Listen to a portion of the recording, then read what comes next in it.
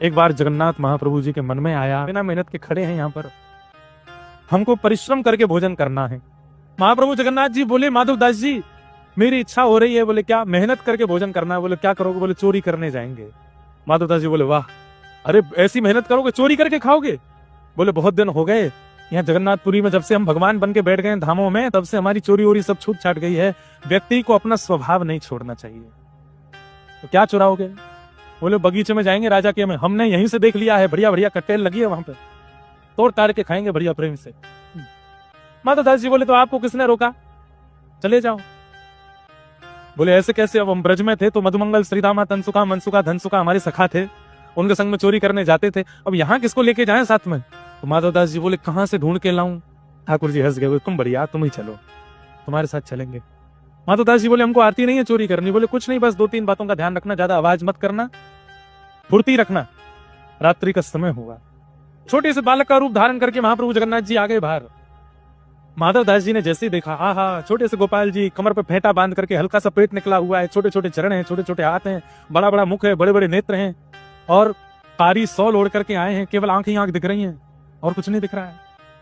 माधवदास जी के कंधा पे बैठ गए, बोले चलो चोरी करा के लाओ। और ठाकुर जी पहुंच गए राजा के बगीचे में। माधवदास जी बोले क्या करना है? बोले आवाज नहीं करनी और थोड़ी फुर्ती रखनी है, ध्यान रखना, बाकी मैं हूं, सब संभाल लूंगा। कटहल के पेड़ के नीचे पहुंच गए। बोले कौन से वाले पे चढ़ना है, इस पे कि उस पे? ठाकुर जी बोले धीरे बोल, आवाज कर रहा है। इतने में माली अपना डंडा उठा के बोले मैं बताऊं कौन से पे चढ़ना है, कहां है, दिख तो सही मुझको, कहां है चोर? ठाकुर जी बोले देख, ये माली हमको पकड़ लेगा, घना बड़ा बगीचा है, घने जंगल है, थोड़ी धीरे धीरे बोलो, फुर्ती रखो थोड़ी। बोले अब क्या करें? बोले मैं नीचे पीताम्बरी खोल के बैठा हूं, तुम ऊपर चढ़ जाओ, ऊपर से कटहल फेंकना नीचे, नीचे धम्म नहीं करना चाहिए, आवाज होगी, मैं पीताम्बरी में ले लूंगा। माधवदास जी बोले मैं चढ़ता हूं ऊपर। माधवदास जी चढ़ गए ऊपर। चढ़ने के बाद ऊपर कटहल देख के उनको पता नहीं चले कौन सी वाली पकी है, कौन सी कच्ची है।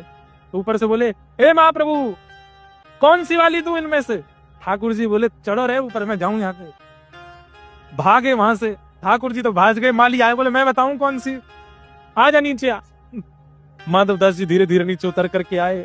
माली ने 2-4 डंडे घुमा दिए, उसको क्या पता है माधवदास जी हैं। और माधवदास जी राजा के गुरु हैं, उसी पेड़ से बांध दिया माधवदास जी को, और रात भर माली वहीं बैठा रहा कि कहीं भाग नहीं जाए।